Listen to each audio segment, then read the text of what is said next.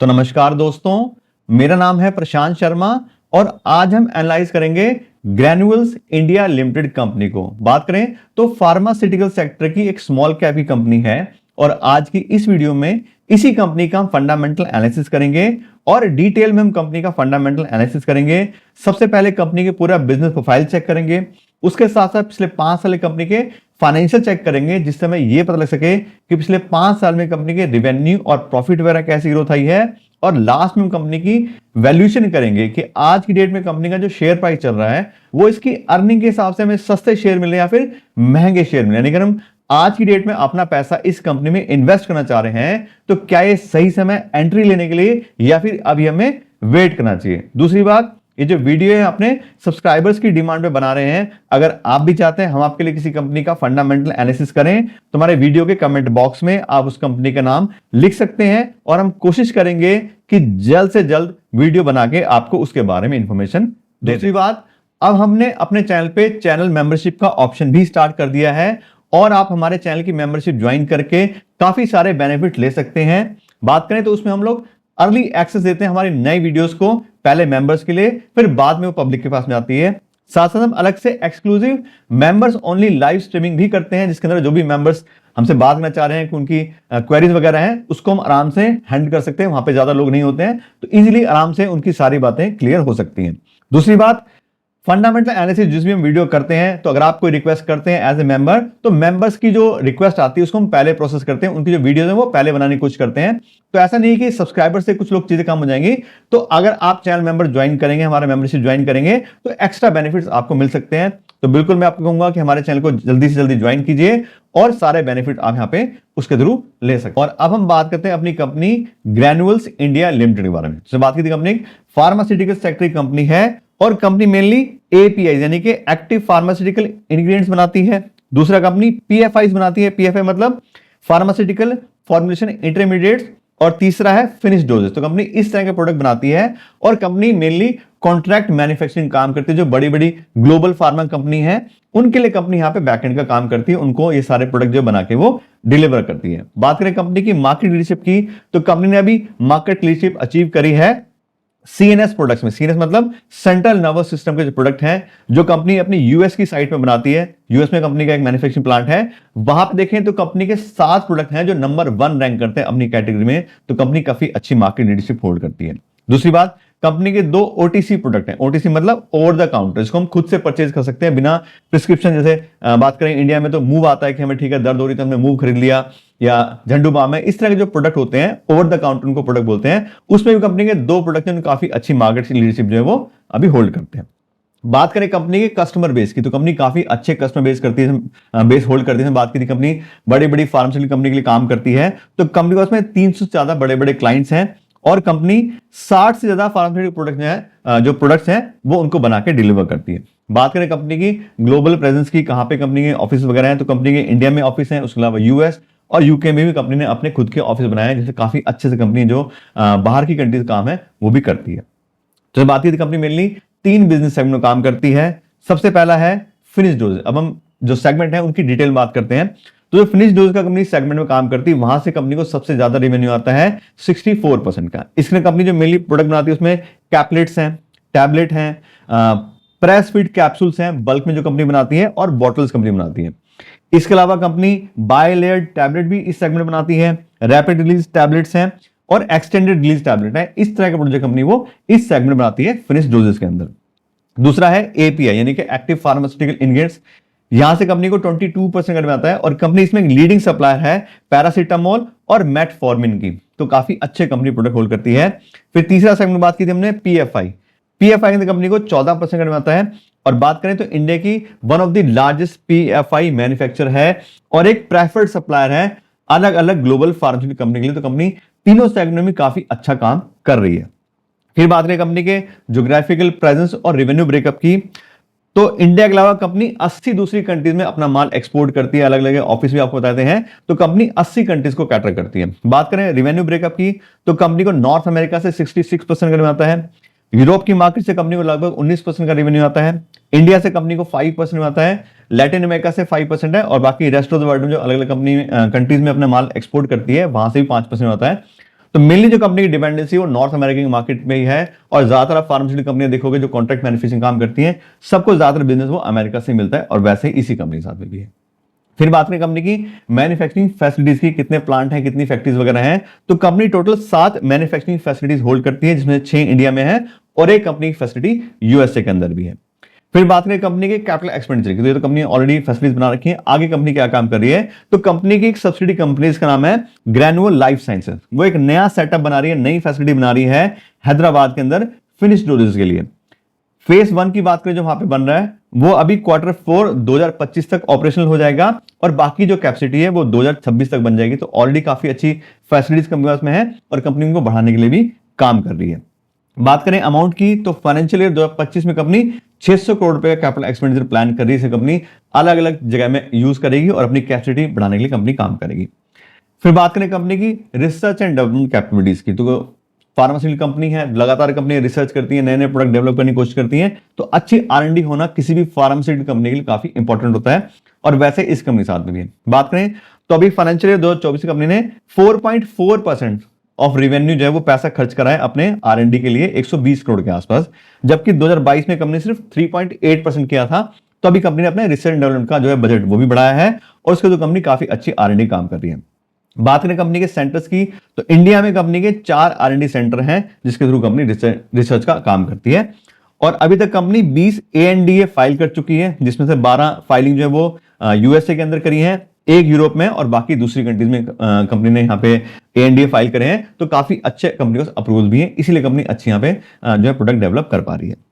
फिर बात करें कंपनी के फ्यूचर के फोकस की, तो अभी कंपनी का जो एम है वो अपने प्रोडक्ट के पोर्टफोलियो को बढ़ाने का है, मतलब जो डिपेंडेंसी है वो ज्यादा बड़े बड़े प्रोडक्ट पे काम करके रेंज ज्यादा बढ़ा के, और नए नए जो थेरेपिक एरियाज है कंपनी उसमें एंट्री लेना चाह रही है। और अभी फाइनेंशियल 2025 की बात करें तो 16 से 18 के आसपास नए प्रोडक्ट कंपनी लॉन्च करने की तैयारी कर रही है, और कंपनी काफी अच्छे से अपना पोर्टफोलियो बढ़ाना चाह रही है। फिर बात करें कंपनी के शेयर होल्डिंग पैटर्न की, किन किन लोगों ने अपना पैसा इस कंपनी में इन्वेस्ट किया है एज ए शेयर होल्डर, तो बात करें तो प्रमोटर्स पास कंपनी के 39% शेयर हैं, एफआई केस में 19% का स्टेक लिया, 19% का, डीआईज ने भी इसमें 15% का स्टेक लिया हुआ है, और पब्लिक के पास में लगभग 27% के शेयर हैं। तो सभी लोगों ने काफी अच्छा इन्वेस्टमेंट किया है। बात करें एफआई और डीआईज की, तो 34% काफी अच्छा स्टेक इसमें एफआई डीआईज ने लिया है। तो वही बात है, अगर इस तरह की बड़ी बड़ी कंपनियां अच्छा स्टेक किसी कंपनी होल्ड करती हैं तो हमारे लिए अच्छा ऑप्शन हो सकता है, क्योंकि सब चीजें देख के इन्वेस्ट करते हैं। कंपनी का प्रोफाइल अच्छा होगा, उसके फ्यूचर अच्छे होंगे, मतलब फ्यूचर अच्छा लग रहा होगा, इसलिए इन कंपनियां इन्वेस्ट करती हैं एफआईडीआई, तो हमारे लिए भी अच्छा ऑप्शन हो सकता है।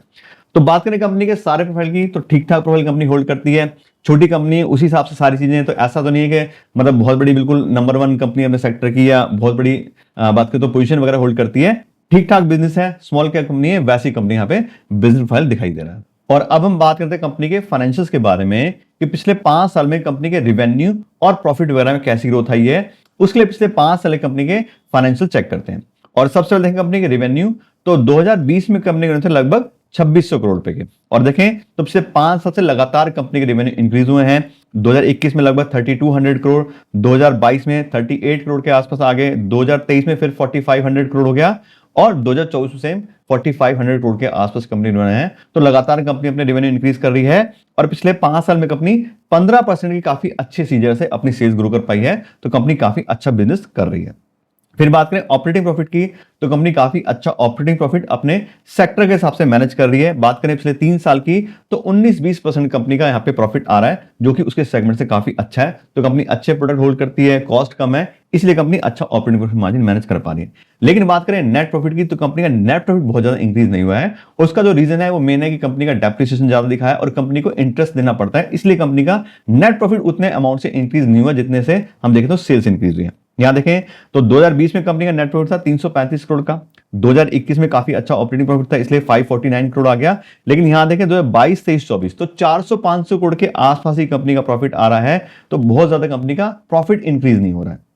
सेल्स इंक्रीज हुई है, लेकिन कंपनी का प्रॉफिट नहीं बढ़ा, नेट प्रॉफिट। तो इसलिए कंपनी ऑपरेटिंग प्रॉफिट तो ठीक मैनेज कर रही है, लेकिन कंपनी लोन वगैरह लिए तो उसका इंटरेस्ट का बर्डन उसको आता है, इसलिए कंपनी ज्यादा प्रॉफिट अभी मैनेज नहीं कर पा रही है। उतना ही 400-500 के आसपास चल रहा है, ग्रोथ उसमें नहीं आ रही है बेसिकली। फिर बात करें फ्री कैश फ्लो की, तो पिछले 5 साल में कंपनी सिर्फ एक बार फ्री कैश फ्लो नेगेटिव गया है, अदरवाइज अच्छा खासा company free cash flow manage कर रही है, बहुत ज्यादा तो नहीं, लेकिन फिर भी positive free cash flow company है। फिर बात करें डिविडेंड पेमेंट की, तो अभी कंपनी बहुत ज्यादा डिविडेंड पेमेंट नहीं करती है। अभी छोटी कंपनी, जो भी पैसा है वो सारा सारा अपनी बिजनेस में ही इन्वेस्ट कर रही है। 7-8% के आसपास थोड़ा बहुत डिविडेंड कंपनी पिछले 5 साल से अपने इन्वेस्टर को पेमेंट कर रही है। फिर बात करें डेट बाय इक्विटी शो की, तो कंपनी का डेट बाय इक्विटी शो है 0.32, यानी कि 32% का पैसा उसने एज ए लोन इन्वेस्ट किया है अपने 100% इक्विटी अगेंस्ट। तो कंपनी अच्छा खासा लोन होल्ड करती है, उसी वजह से कंपनी को इंटरेस्ट का बर्डन भी आ रहा है। लेकिन वैसे बात करें तो कंपनी का इंटरेस्ट कवरेज रेशो अच्छा है, यानी कि जो पैसा उसको हर साल इंटरेस्ट पेमेंट करना पड़ता है, उसके अगेंस्ट कंपनी में 7 गुना पैसा अवेलेबल है, जो आराम से वो अपना इंटरेस्ट पेमेंट कर सकती है।